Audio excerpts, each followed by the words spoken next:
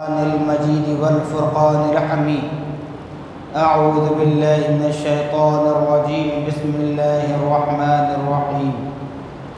يا أيها الذين آمنوا قوا أنفسكم وأهليكم نارا.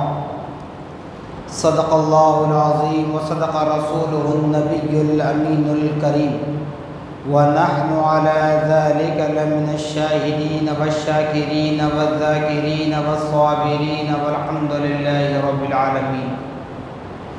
قال الله تبارك وتعالى في شأن حبيبه المصطفى ورسوله المجتبى صلى الله تعالى عليه وسلم: إن الله وملائكته يصلون على النبي يا أيها الذين آمنوا صلوا عليه وسلموا تسليما.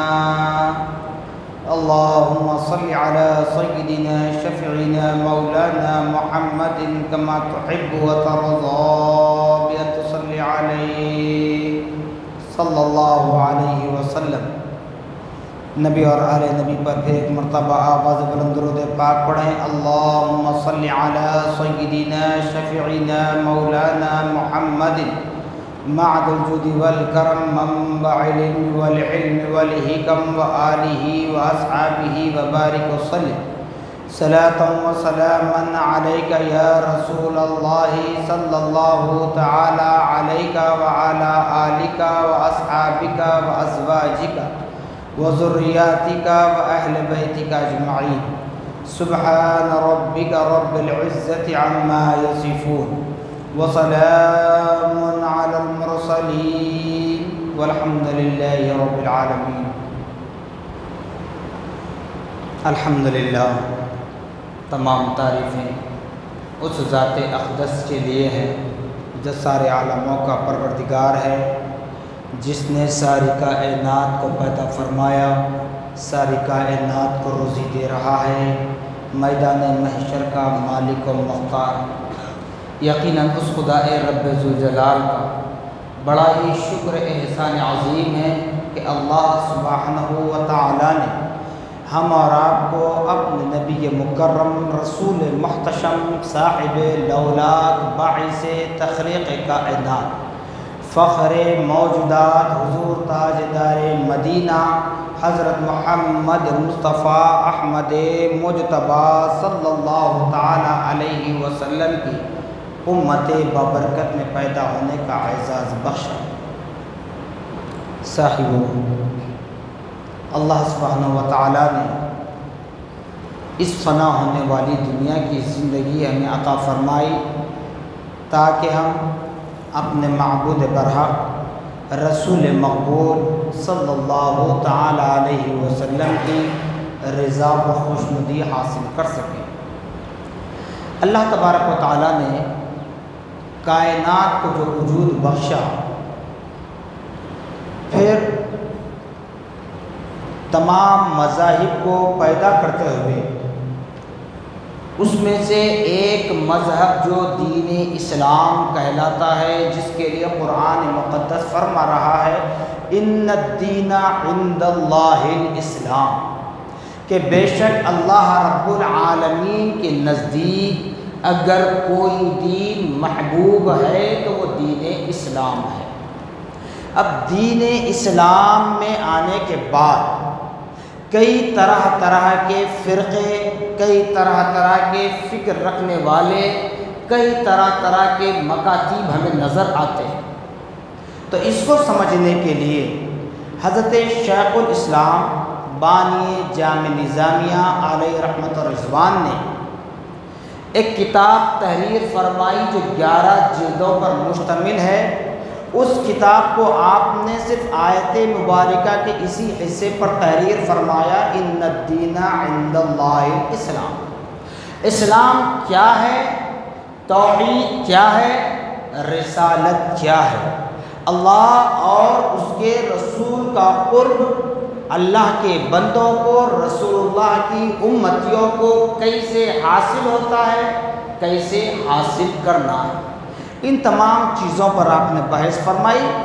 تو بے شک اللہ پاک نے ہمیں یہ احسان فرمایا ہم پر کہ اس نے ہمیں دین اسلام میں پیدا فرمایا انسانیت پر سے۔ جب دین اسلام کا معاملہ آ جائے، جو آج ہم مختلف طریقوں سے کئی فرقوں کو دیکھتے ہیں، کئی مکاتب فکر کو دیکھتے ہیں، لیکن اللہ رب العالمین نے پیارے آقا محمد الرسول اللہ صلی اللہ تعالی علیہ وسلم کی امت بابرکت میں پیدا فرمایا۔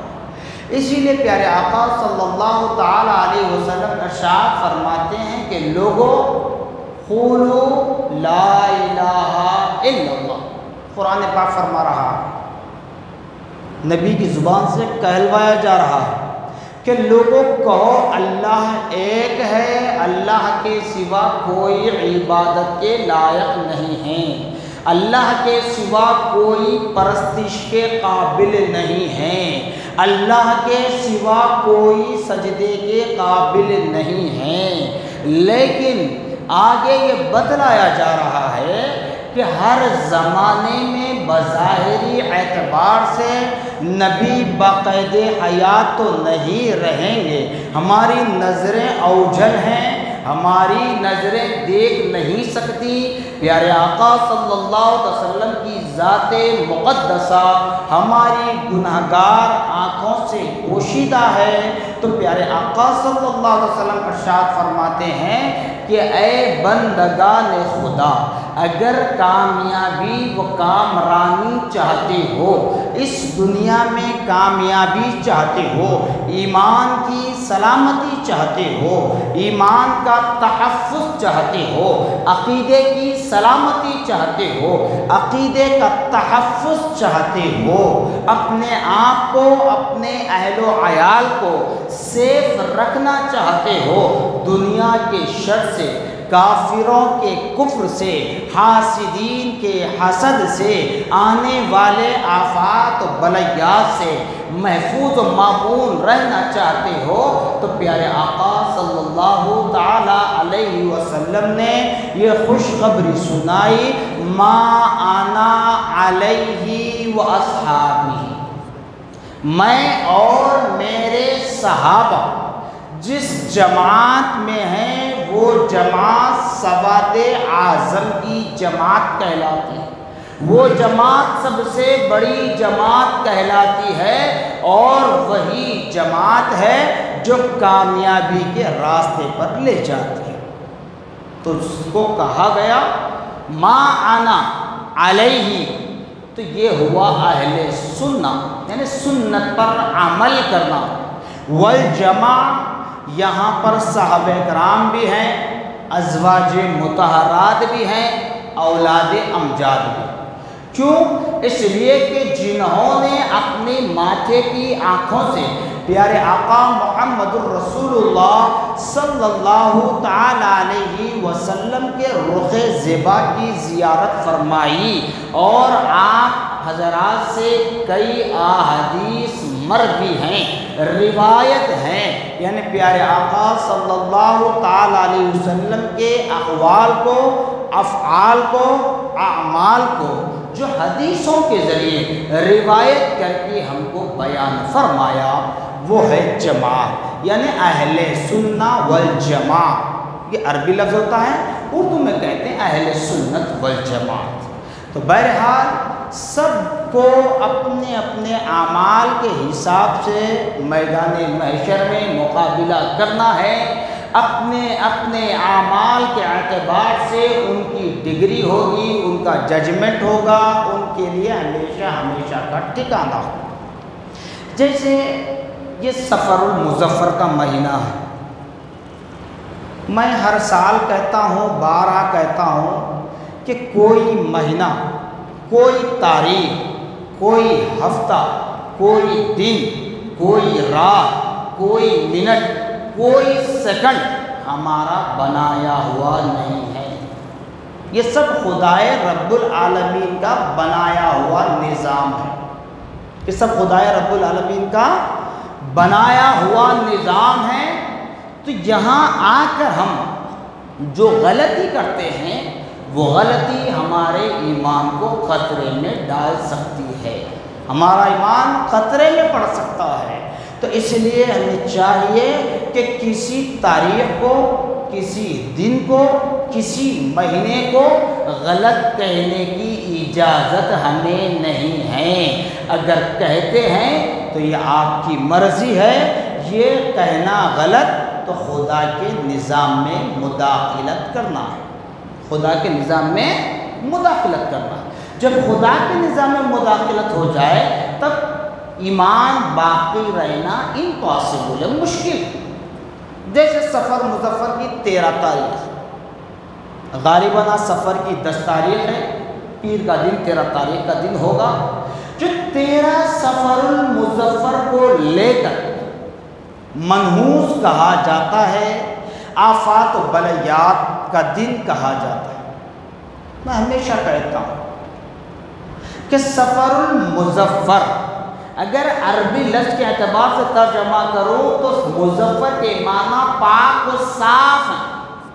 سفر کا مہینہ بڑا پاک و صاف ہے، اگرچہ کہ پیارے آقا محمد الرسول اللہ صلی اللہ تعالی علیہ وسلم پر اسی مہینے کے آخر ایام میں آپ پر جادو کا اثر ہوا، تو یاد رکھ لے نبی کے غلام حضرت عمر، نبی کے غلام حضرت بلال حبشی رضی اللہ تعالیٰ عنہ اجمعین، جب ان کے نام سے شیطان بھاگ جاتا ہے، ان کے سائے سے شیطان بھاگتا ہے، تو پھر پیارے آقا صلی اللہ علیہ وسلم پر جادو کا اثر کیسے ہوا؟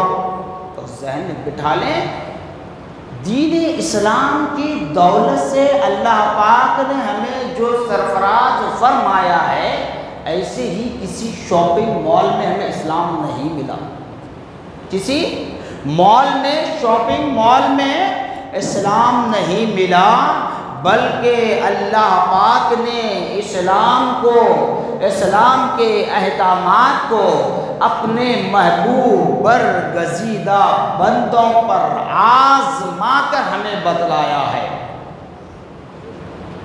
کیونکہ اتنی سب باتیں کہنے کے بعد کہیں گے نہیں جب نبی پر جادو کا اثر ہوا تو ہم پر نہیں ہوتا کیا؟ یاد رکھ لیں، اللہ نے اسی لیے نبی محمد الرسول اللہ صلی اللہ علیہ وسلم کو صرف رحمت نہیں، صرف نبی نہیں، صرف امام الانبیاء نہیں، صرف شفاعت عظمیٰ کا تاج پہنا کر نہیں، صرف باعث تخلیق کائنات نہیں، بلکہ بشری تقاضے میں بھیجا، بشری تقاضے میں بھیجا۔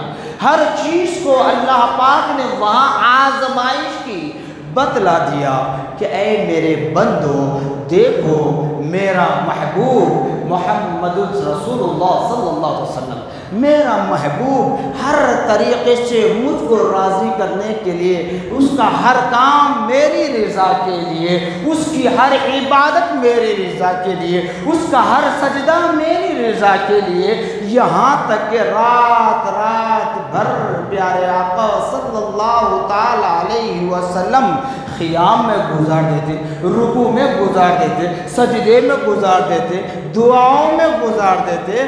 دعا کیسی ہوتی میرے نبی کی؟ میرے نبی جب دعا فرماتے بیٹھ کر، اطمینان سے بیٹھ کر، ہاتھ اٹھا کر نہ صرف دعا کرتے بلکہ اپنے ماتھے کو زمین پر ٹیک کر دعا کرتے۔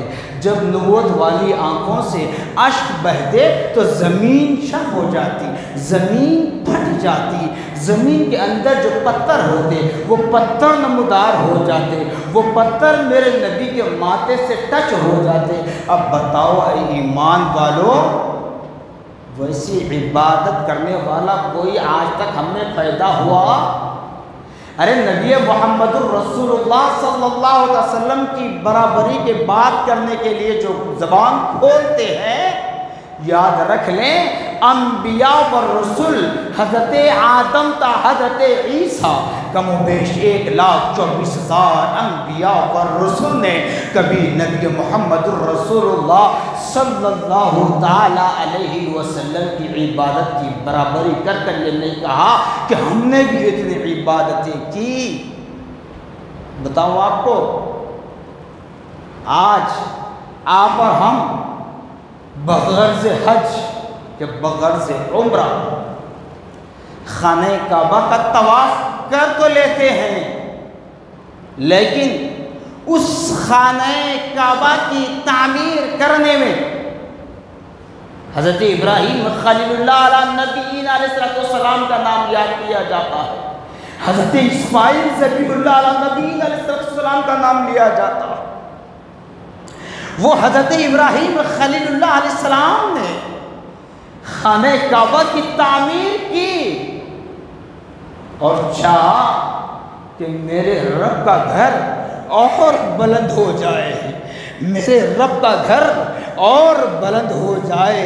تب حضرت ابراہیم خلیل اللہ علیہ نبی علیہ السلام نے اپنے فرزند ارجمن حضرت اسماعیل علیہ نبی علیہ السلام کو اپنے کاندھوں پر سوار کیا، کاندھوں پر کھڑے کیا، پھر زمین سے اٹھے، کہنے لگے اے بیٹا اسماعیل، اب اس ہائٹ سے جہاں تک آپ کا ہاتھ جا سکتا ہے وہاں تک میرے رب کے گھر کو بلند کر دے، وہاں تک میرے رب کے گھر کو بلند کر دیا جائے۔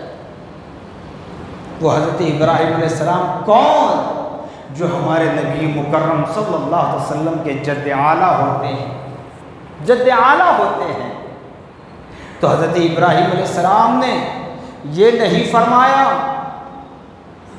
چونکہ ابھی ظاہری اعتبار سے حضور پاک صلی اللہ علیہ وسلم کی ولادت بس سعادت نہیں ہوئی تھی، اسی وقت حضرت ابراہیم علیہ السلام نے خدا کے گھر خانہ کعبہ کو بنایا، پر یہ نہیں کہا کہ میں کعبے کو بنایا، میں کعبے کو بنایا، جہاں قیامت تک ہر مسلمان حج کی غرض سے یا عمرے کی غرض سے آئے گا اور یہاں طواف کرے گا تو اس کا ثواب مجھے ملتا رہے گا، یہ تصور نہیں تھا، بس خدا کی رضا کے لیے کام کرتے رہے۔ اللہ نے ایسا بدلہ عطا فرمایا جیسے معراج کے موقع پر آپ حضرات کے سامنے کہتا ہوں کہ پیارے آقا صلی اللہ علیہ وسلم کو اللہ پاک نے فرش سے عرش پر بلوایا تو دیکھا آسمان کی بلندیوں پر، آسمان کی بلندیوں پر خانہ کعبہ کی شکل بنی ہوئی ہے، لوگ طواف کر رہے ہیں۔ پیارے آقا صلی اللہ تعالی علیہ وسلم نے ہم جیسے ناسمجھ کو بدلانے کے لیے جبریل سے پوچھا اے بھائی جبرائیل یہ کیا ہے؟ جبریل نے عرض کیا یا رسول اللہ صلی اللہ تعالی علیہ وسلم، اللہ کے خلیل حضرت ابراہیم علیہ السلام نے زمین پر خدا کی یاد میں خدا کی شان و شوکت کو بڑھانے کے لیے، خدا کی عظمت کو دکھلانے کے لیے ابراہیم نے کعبہ بنایا، تو اللہ نے آسمان کی بلندیوں پر ابراہیم کی یاد میں بیت المعمور بنایا، بیت المعمور بنایا۔ اور یہ جو طواف کر رہے ہیں اس زمینی کعبے پر انسان طواف کرتے ہیں، اور یہ آسمانی کعبہ ہے جس کا طواف فرشتے کرتے ہیں۔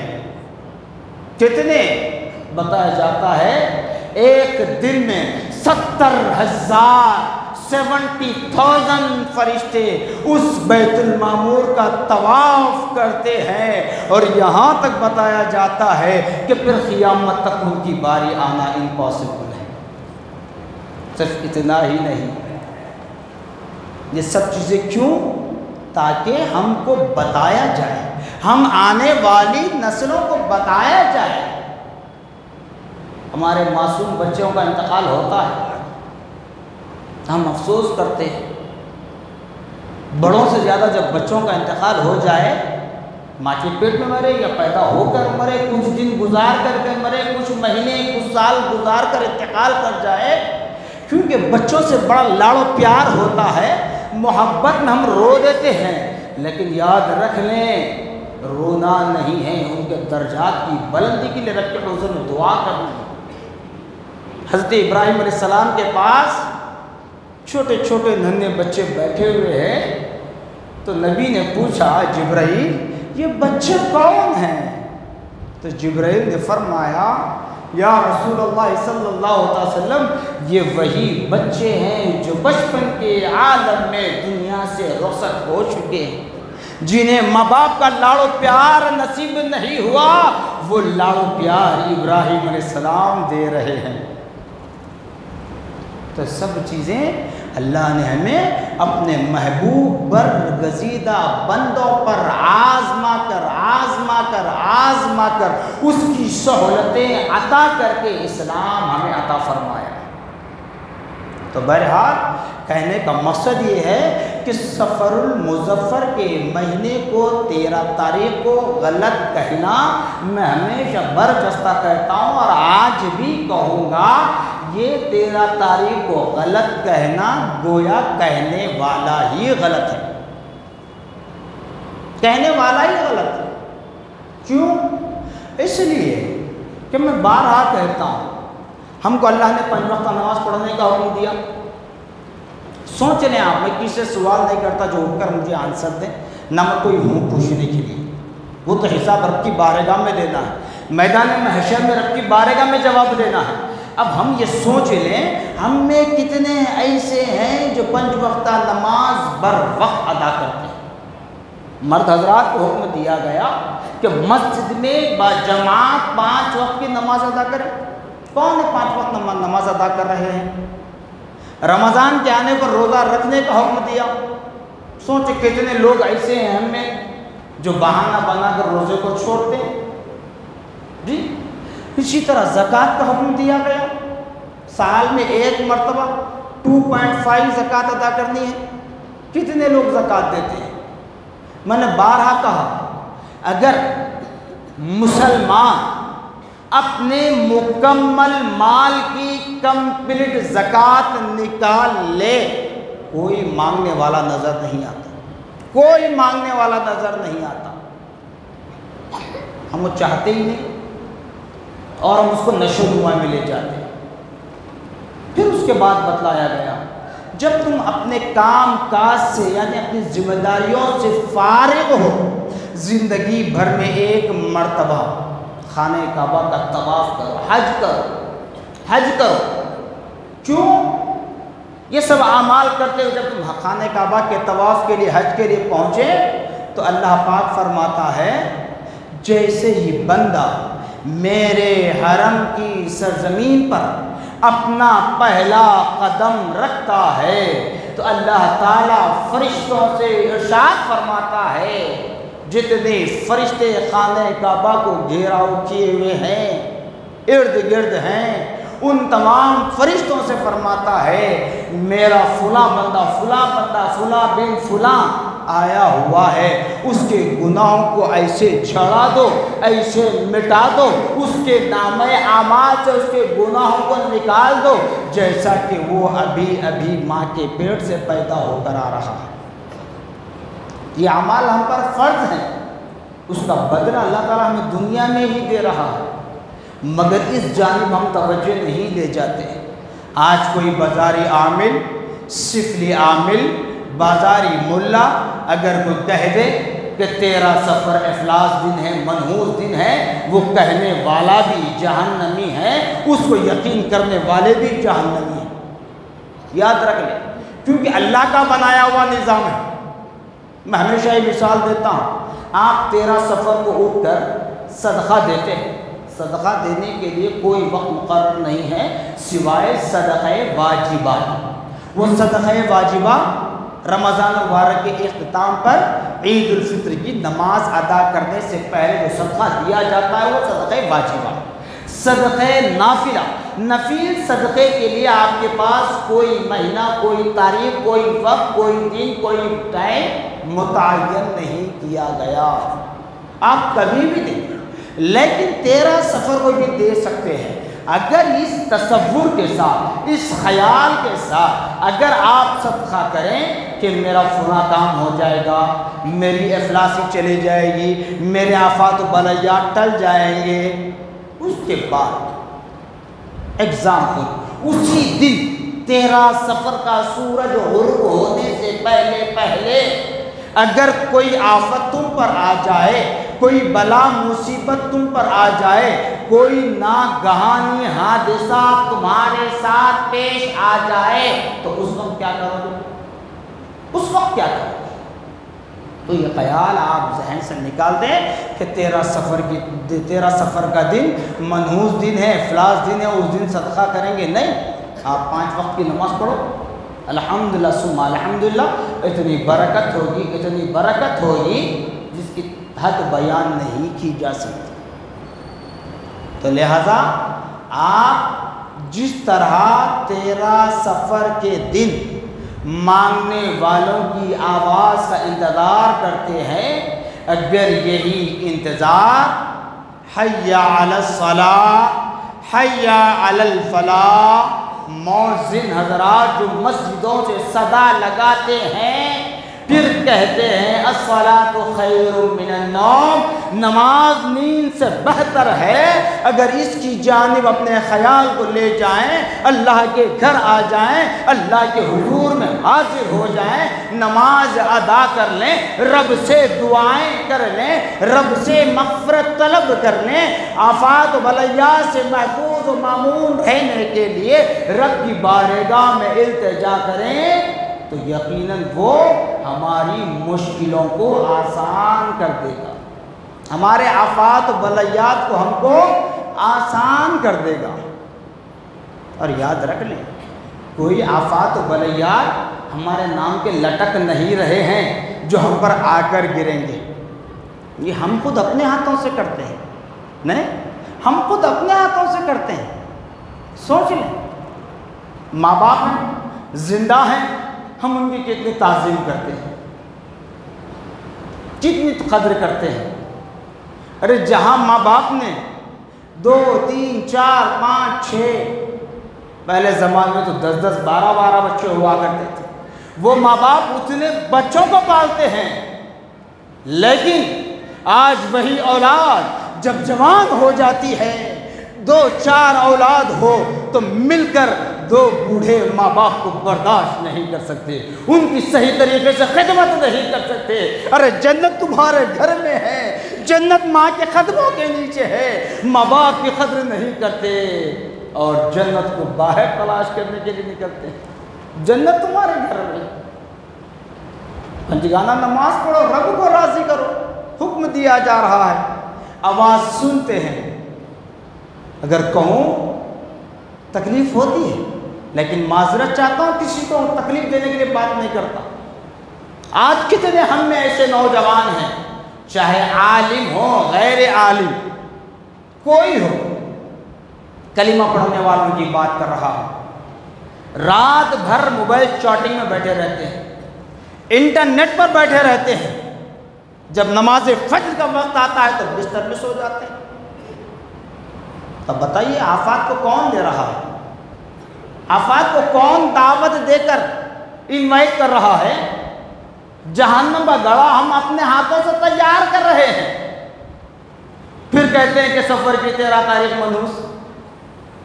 رمضان جیسا مہینہ گزرتا ہے، ہمارے ہاتھوں میں موبائل فون چھوٹتا ہی نہیں، اور موبائل فون کی اتنی لت لگی ہے ہمیں کہ قرآن بھی پڑھ رہے ہیں تو اسی موبائل فون پر پڑھنے کی کوشش کرتے ہیں، جبکہ بتایا جاتا ہے کہ قرآن کو ہاتھ میں لینا بھی عبادت، قرآن کا دیکھنا عبادت، قرآن پر انگلی رکھنا عبادت، مگر قرآن کو ہم فون میں پڑھ رہے ہیں، جس کو دجال کی علامت بتائی گئی، ضرورت کے تحت استعمال کرو تو آپ کے لیے صحیح ہے۔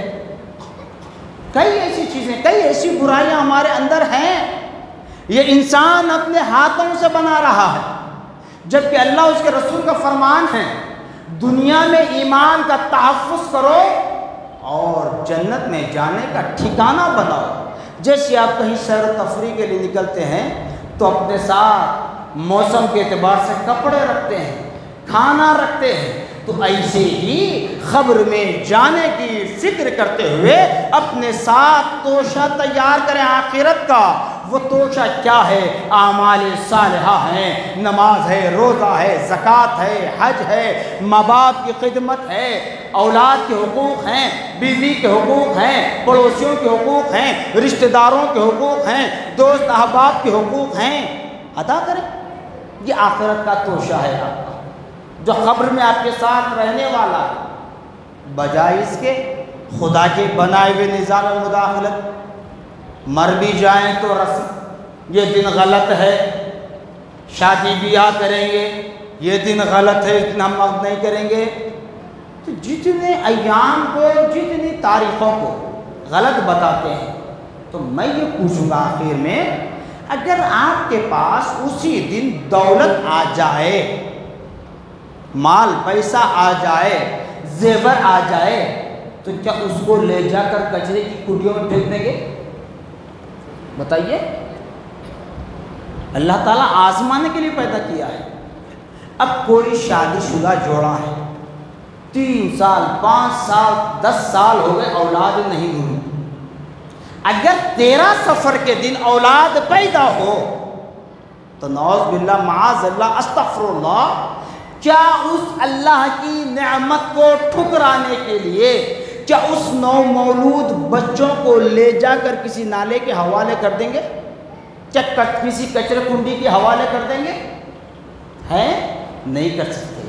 تو اس لیے کہنے کا مقصد یہ ہے کہ یہ مثال اس لیے دیا ہوں تاکہ ہمارے ذہن کھل جائیں، مطلب کے اعتبار سے اسلام کو استعمال نہ کریں بلکہ اسلام میں مکمل طور پر داخل ہو جائیں۔ تبھی تو قرآن کہتا ہے یا ایھا الذین آمنوا ادخلوا فی السلم کافہ، اے وہ لوگوں جو ایمان لائے ہو مکمل طور پر، کمپلیٹ طور پر اسلام میں داخل ہو جاؤ۔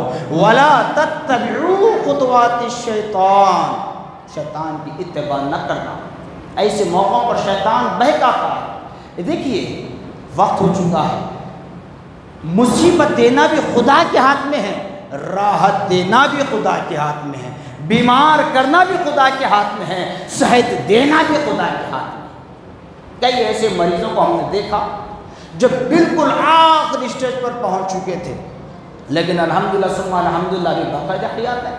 یعنی کہ مطلب یہ کہ ان کے مرنے کا وقت ابھی نہیں آیا جو اللہ نے مقرر کیا ہے۔ تو کوئی چیز اللہ کے حکم کے بغیر نہیں ہو سکتی، اسی لیے ہمارے اسلاف بتلاتے ہیں کہ اللہ کے حکم کے بغیر درخت کا پتا بھی حرکت نہیں کر سکتا۔